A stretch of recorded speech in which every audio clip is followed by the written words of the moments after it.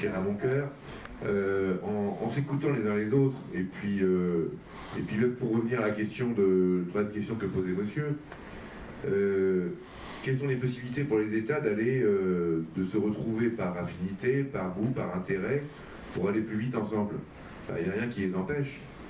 C'est exactement comme deux personnes qui sont dans un espace ou sur un territoire et qui veulent partager ensemble et agir ensemble. Donc, la question qui est la nôtre aujourd'hui, et la question qui va se poser dans les années à venir, et je ne sais pas du tout encore sous quelle forme, c'est comment l'idée d'état de droit, de droit international, de monde du droit, va pouvoir être résurrectée. Parce qu'aujourd'hui, avec ce qui se passe, il n'y en a plus. Il n'y a que ceux qui...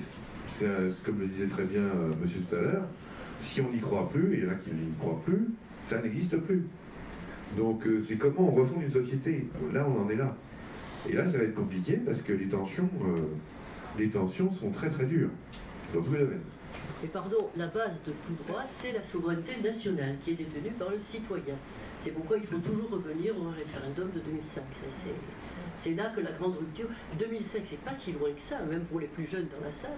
2005, on pouvait encore prendre les choses en main, Jacques Chirac aurait pu le faire, et dire je vais maintenant renégocier avec l'Europe une autre position, et pour la France, et pour l'ensemble de l'ajustement des canaux du système européen, incluant d'ailleurs éventuellement des Europes à plusieurs vitesses.